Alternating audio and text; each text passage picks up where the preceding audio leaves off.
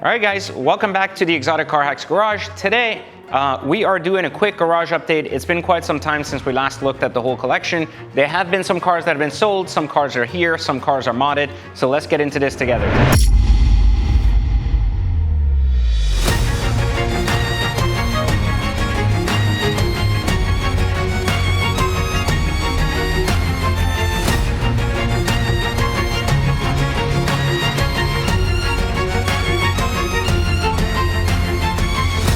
Starting with the RWB. It is now decoration in my office. Previously, there was a Backdraft Cobra here. That car is still in my collection, but this particular one just looks so much better here. I finally finished this car, and if you actually watched it on the channel, you're very aware of how much time and effort went into this, and I think it came out absolutely spectacular. I didn't expect it to come out this good. I originally bought it thinking it would be very, very boring to have a gray RWB, just not a flamboyant color and something that's just very like meh, but this car came out so good and so clean that I think it's one of the prettiest and cleanest non-fucked up stuff RWB out there on the market. We redid the headlights, redid the wheels, redid all the graphics, the full interior, rebuilt a lot of the dashboard, put a short shifter in it, and it came out spectacular. So now it has a full power kit, headers, exhaust, everything on it, from 5-speed like the RSR exhaust system, and then also redid the RWB seats, the Recaros with the RWB logos in them,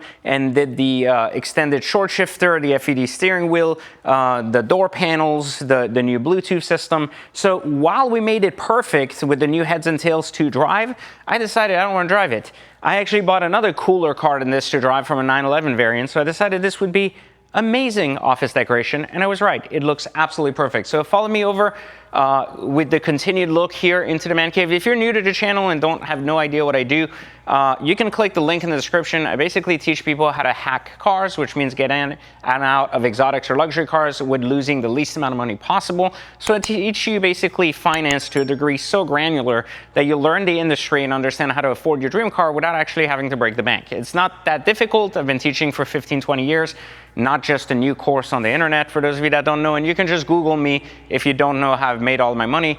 It's all over the internet, so not that difficult. But anyways, come over here, let me show you. Here we have our transformer with the Ducati Diavel, and then on this side, our other transformer rift with the STO Ducati and the Bentley Diavel. So these are all automotive-based Ducatis, which is why I have them. I also have the new Revuelto variation for the Panigale coming, which will be here, and it will actually match my Revuelto, which is pretty exciting.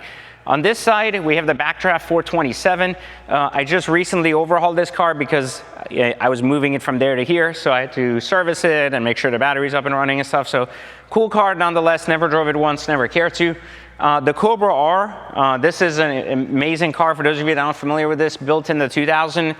In 2000, the only Cobra available during that year. This was a very iconic car for Ford. The new Mustang GTD is basically what this car was back in the day. This was a $65,000 Mustang in the year 2000.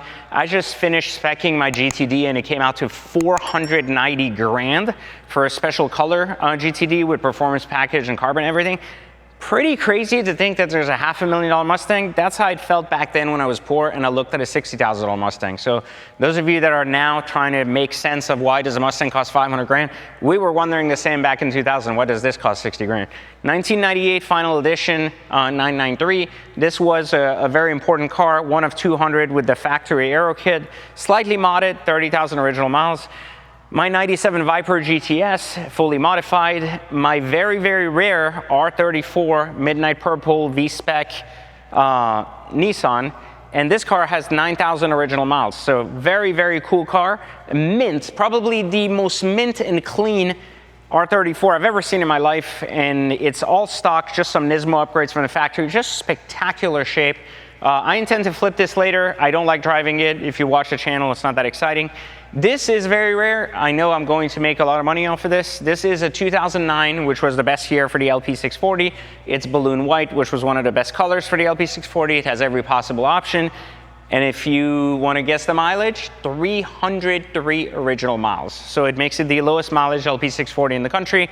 My Pandem wide body 850 V12 6-speed. Fantastic car, fully modded. Very boring to drive, but very exciting to look at. That will probably be sold at some point too. Down here are all the cars I actually drive on rotation.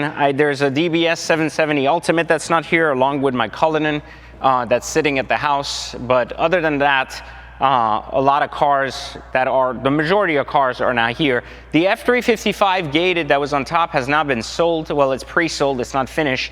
It went to Will's Boutique to get fully modified, so it's gonna get everything from a full race exhaust system to full interior and everything all done up. And it has now a deposit, so it will be sold as soon as it's back modded, which I'll probably regret because I actually enjoy driving that car. But I'm not a Ferrari guy. As you guys know, I sold all my Ferraris and I don't intend to buy any more. This is probably the one you haven't seen from the Hypercar lineup. The Chiron's been here like 3.5 years now. Super cool car, adore it. This is the highest MSRP Senna ever built, with a $300,000 exposed carbon body in Pacific Color Stream tinted, which means that it's basically 5 different colors of tinted carbon. It's like insanity. You have to see this in person, and the interior is second to none. Revert back to my old video if you want to see me unveil this. It's a pretty crazy car. $1.5 million sticker, very, very high sticker for a Senna, and spectacular in person. Like, everyone that walks in here looks at this thing and goes, what the fuck is this? It's like crazy. You can really see the carbon work here. If you really pay attention to the wing, you can see like the difference between the tinted carbon and the regular carbon, how they come together. It's just absolutely amazing.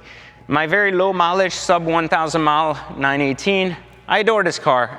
The 918 is one of my favorite. This is not my first 918. I drove the piss out of my last one, sold it, decided to buy a really rare, super high, like perfect condition car, and basically park it, drive it once in a while. I adore driving this car. I honestly, now that pricing has gone up and kind of held in that mid $2 million range, I'm gonna start looking to see if I can buy a 13 to 15,000 mile one to rack up a ton of miles on, because I really still miss driving this a lot.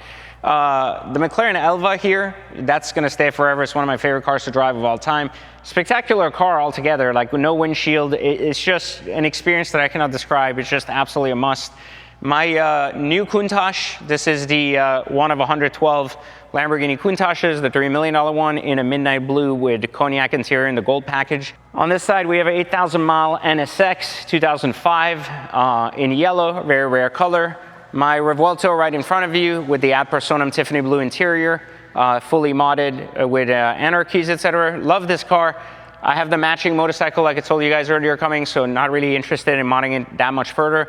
I'll be waiting till the race model to see what I want to do with it. SLS Black Series and Solar Beam, phenomenal car, absolutely phenomenal car. From a design standpoint, I don't really have much use to driving it, so I've decided to kind of like basically like play with it a little bit and then get rid of it when the time comes. This is a 765 LT Spider GTR, the only one that was built in the world by the McLaren F1 team Lanzante. This was to commemorate the Le Mans 25. You guys may see there's a 750S Le Mans coming out. I thought, hey, fuck those guys, because a bunch of people are going to have those, so how can I have something even more unique? So this is basically like $1 million 765 LT Spider. This has a real McLaren F1 badge. It is not like a kind of like me putting seats in it, etc. It has carbon fiber wheels, the original McLaren F1 race seats. So a lot of cool stuff about this car. There's a whole video on this car. I actually enjoy driving this a lot. Lanzante, when they build these cars, they only build one of these. They built 7 cars. There's always confusion about this. They built 7 cars last year to commemorate the Le Mans 25, one of each model. So like the 765 LT Spider, 765 LT Coupe, a Senna, a P1. They took those cars and basically just made them basically brand new with this Le Mans 25 package on them. And so this is the only 765 LT Spider GTR ever built. And the thing is, they say they do things to the performance of these cars, they just don't disclose them.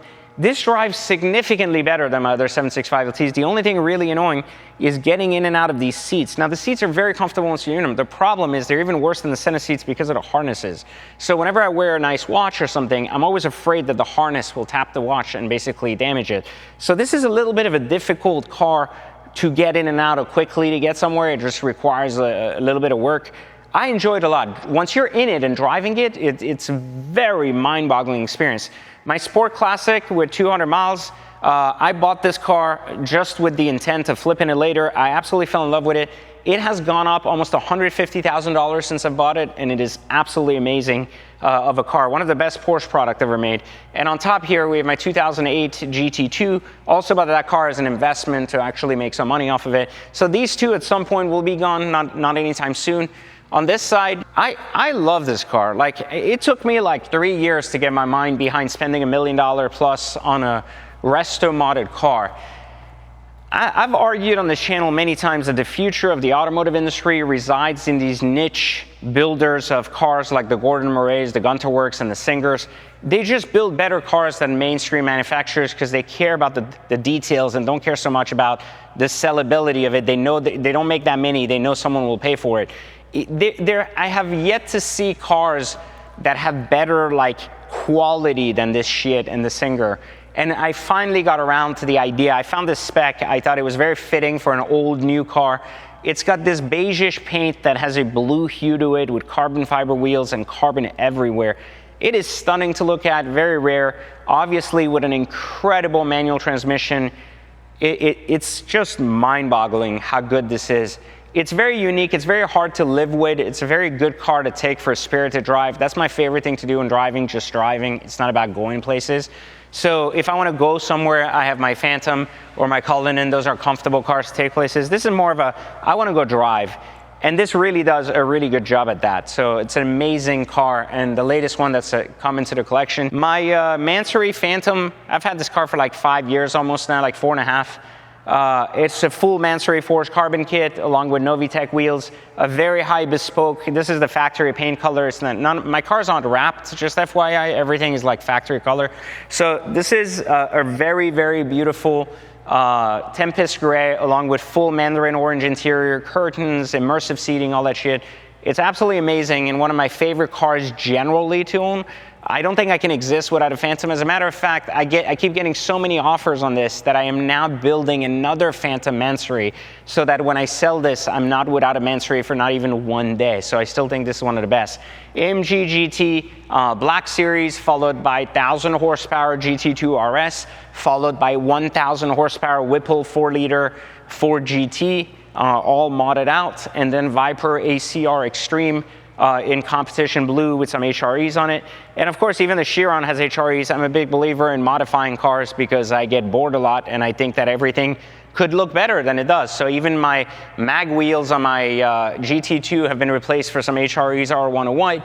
But of course, you keep that stuff in case you sell the car. So this has been kind of a brief update to give you a look into the garage in case you missed it before. So, you know, I'm big on like aesthetics. That's why this garage always looks pretty crazy. If you haven't seen, I have all these hand-painted murals all throughout because I'm a big anime fan growing up. And so you'll always see that the one thing in all of my pictures, videos, and everything, beauty is always very important to me. If you don't know much about me or the channel, feel free to watch the main documentary there called Beauty Will Save the World, the Pejman Gadimi story.